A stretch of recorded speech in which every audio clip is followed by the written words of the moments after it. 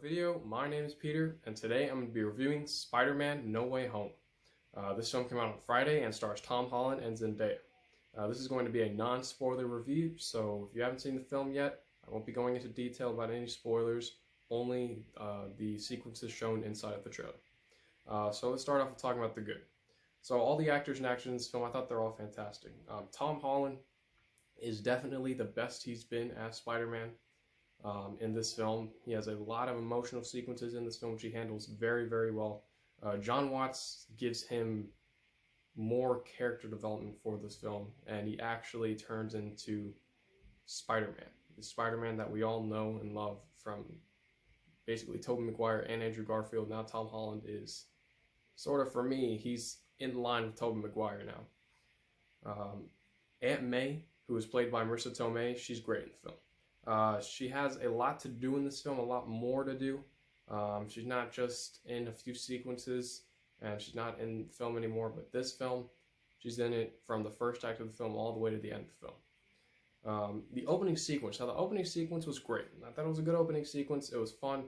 It works for the film, and you need to see Far From Home in order to understand where this film picks up. So I thought the opening sequence was great. The cinematography, which of course includes the shots, the camera, and the lighting, very, very well done. This is definitely Jon Watts' best directed film in the MCU. Of course, he's only directed 3. But this is the best directed film, and it's on a cinematography level, than Far From Home and Homecoming. And they looked well shot, but this one in particular looks very, very well done. This film is also full of nostalgia. If you've seen the trailers, you know Doc Ock, Green Goblin, Lizard, Sandman, and Electro are in this film.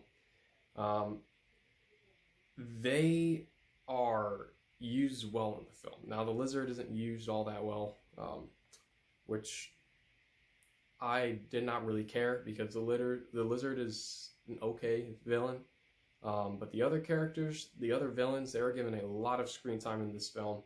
And I think nostalgia plays a huge factor in this film, because once you get into that third act, and no spoilers, but it's really crazy, and I feel like they use too much nostalgia, but for me it was perfectly fine, because anyone who grew up with the Tobey Maguire and Andrew Garfield Spider-Man films, you know the villains who are in those films. When the villains show up in the film, it is packed with nostalgia. So the first and second acts of the film, I think they're fun and entertaining.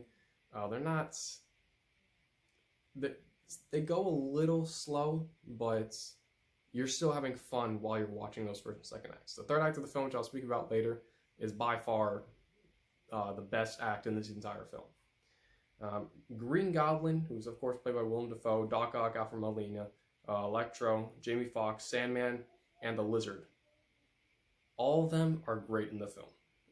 The standouts are Willem Dafoe, Alfred Molina, and Jamie Foxx. They are very, very well used in this film. I'm just gonna say this right now. Willem Dafoe is easily the best he's been as Green Goblin since the original Spider-Man. I think he does 10 times better than he does in Spider-Man 2002, and he was still good in 2002. And so is Alfred Molina in 2004, but he is 10 times better than he was in that film, in this film. As well as Jamie Foxx. Jamie Foxx is very, very good in this film. There are a lot of hilarious sequences, of course. It's an MCU film, so there's going to be comical sequences. I like that Jon Watts didn't use comedy when there were emotional sequences in this film, because a lot of MCU films use comedy during their emotional sequences, which I don't like at all, because I like my films to have an emotional weight to them, and this film definitely has that emotional weight. The action sequences. Now, Jon Watts does a great job at filming action sequences. These are by far his best action sequences in the Homecoming trilogy that he's directed so far. You've seen the bridge fight in the trailer with Doc Ock and Tom Holland Spider-Man. In the film, it's phenomenal. It's easily my favorite, or one of my favorite action sequences in the Homecoming trilogy. There are a lot of emotional sequences. There's one sequence in particular which I'm not going to spoil, but it is in the third act of the film, and the third act of the film gets really emotional, especially in that last half of the third act. It's very emotional. A lot of characters go through things that, of course, you wouldn't want them to go through, and it's emotional. He made this film different. This is very different than Homecoming and Far From Home. There are a lot of crowd-pleasing moments as well. Of course, Spider-Man No Way Home. You have all these villains returning. There are going to be crowd-pleasing moments with them. And the third act of the film, I'm not going to spoil anything, but there are a lot of crowd-pleasing moments in that third act of the film. The stakes are very, very high compared to a lot of other MCU films.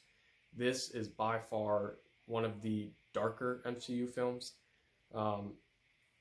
And I think it works perfectly for this film. This is the last Tom Holland Spider-Man film in the trilogy, and I think it needed to go this darker route in order for him to fully develop Spider-Man's character. So I think the darker tone works for this film. The action-packed third act is fantastic. The third act of the film, you have every single villain fighting off against Spider-Man, and it works. It works very, very well. It's on the Statue of Liberty, and I think it fits the film perfectly because of how they set up the villains.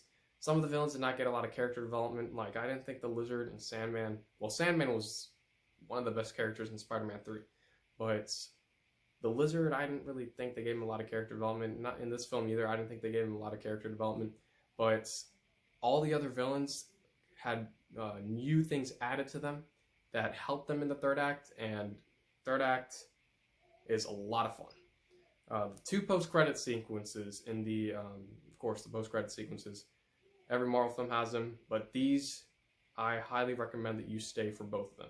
Both of them are worth your while, and I think that they work for the film. The only bad thing I could say about this film is that the first act could have been condensed just a little bit, because I felt myself to the point where they were stretching the first act just a bit too much. Because then again, they didn't need to introduce any of the villains. Formally introduce them, just give them, a quick backstory, and then that was it. They didn't need to formally introduce them. But the first act of the film, I think they could have condensed Tom Holland's story just a bit. But other than that, Spider-Man No Way Home is a very, very fun film. Spider-Man No Way Home is an emotionally satisfying conclusion to the Homecoming trilogy, and I highly recommend it, and I'm going to give Spider-Man No Way Home an A-. Thank you for watching. Don't forget to hit that like button, subscribe to the post notification bell so you can get notified for a video. I'm Peter. Thanks for watching.